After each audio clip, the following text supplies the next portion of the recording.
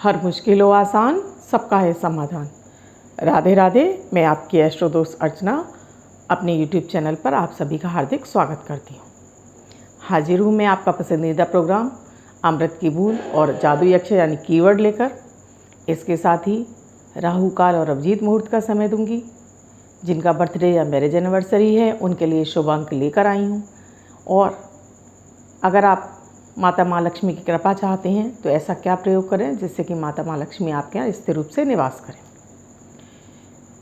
मेरे अमृत की बूंद और कीवर्ड ग्रहों पर आधारित हैं।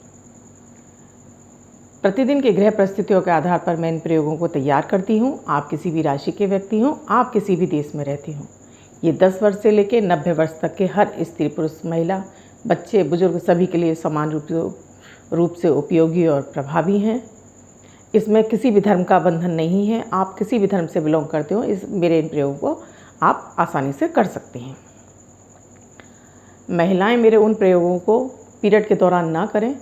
जो प्रयोग मैं आपको मंदिर के लिए बताती हूँ कि इष्ट को भोग लगाना है या कुछ और इस तरह के प्रयोग बताती हूँ, उन्हें आप ना करें।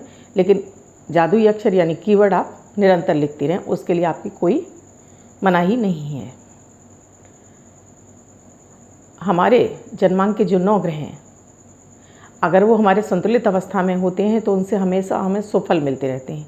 लेकिन जब उन्हीं 9 ग्रहों में से किसी ऐसे ग्रह की दशा हमारी आ जाती है या उसकी बैठकी हमारे जन्मांक में इस तरह की होती है कि वो हमें पीड़ा प्रदान कर रहा होता है, तब हमें बार बार धनहानि होती है, मानसिक तनाव रहता है, स्ट्रेस रहता है, बहुत ज़्यादा रिश्तों में कड़वाहट रहती है, बच्चों का पढ़ाई में मन नहीं लगता है और घर में भी तरह तरह की परेशानियां कुछ ना कुछ लगी रहती हैं। हमारे बनते काम बिगड़ने लगते हैं। तो इसलिए हर व्यक्ति को अपने 9 ग्रहों को संतुलित करना बेहद आवश्यक है।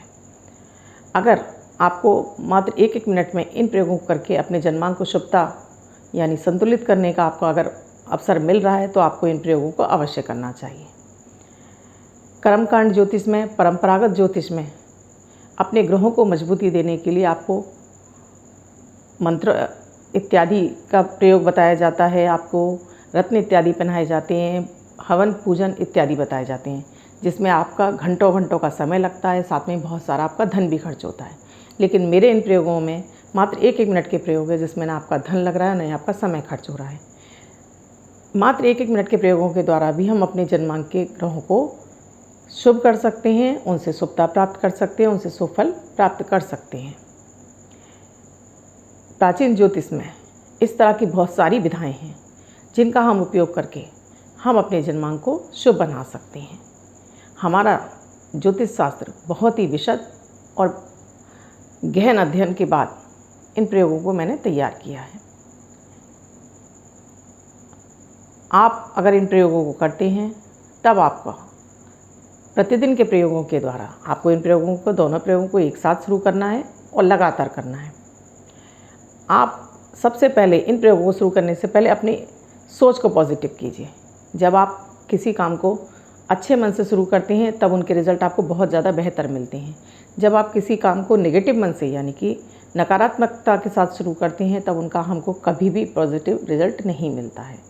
तो आप कोई भी प्रयोग करें हमेशा पॉजिटिविटी के साथ करें, तब आपको उनका सुफल तुरंत मिलना शुरू हो जाएगा। मेरे इन प्रयोगों से पहले दिन से ही आपको मानसिक तनावों से मुक्ति मिलने लगती है।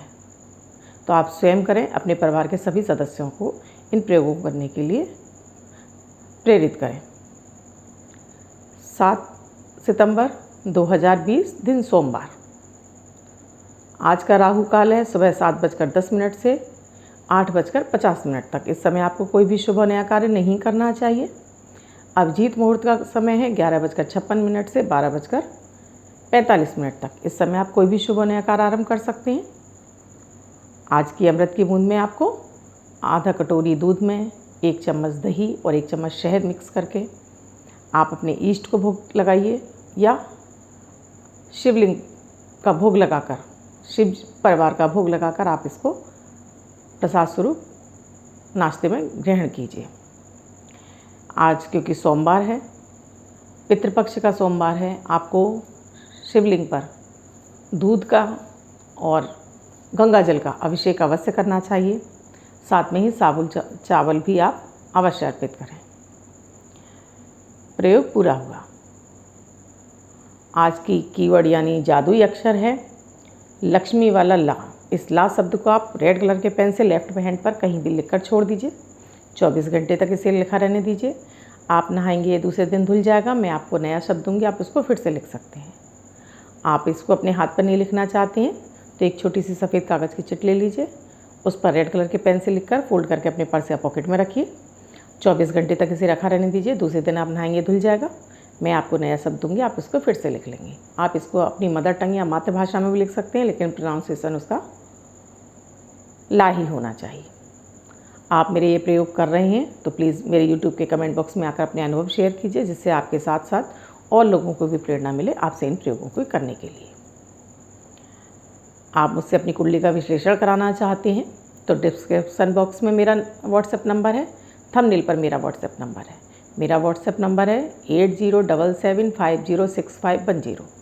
इस नंबर पर आप कॉल या मैसेज के द्वारा मुझसे प्रोसीजर जान सकते हैं। आपने मेरे चैनल को अब तक सब्सक्राइब नहीं किया है तो प्लीज़ सब्सक्राइब करें, लाइक करें, बेल बटन को दबाएं, जिससे मेरे द्वारा बनाए गए किसी भी वीडियो को नोटिफिकेशन आपको तुरंत प्राप्त हो। साथ में ही मेरे इस वीडियो को आप अपने साथ साथ अपने फैमिली मेम्बर्स और अपने फ्रेंड्स ग्रुप में इसे शेयर करते जाइए, जिससे आपके साथ साथ और लोग भी इन प्रयोगों से फ़ायदा ले सकें। मात्र 1 मिनट के प्रयोग हैं जिसमें ना आपका समय लग रहा है, ना आपका कोई धन खर्च हो रहा है। अब जिनका बर्थडे या मैरिज एनिवर्सरी है उनका ये वर्ष शुभ हो, ऐसी मेरी ईश्वर से कामना है। उन सभी व्यक्तियों को 2 का अंक वाइट कलर के पेपर पर रेड कलर के पेन से लिखकर अगर अपने पास रखते हैं तो वर्ष भर ये अंक उनको शुभता प्रदान करता रहेगा।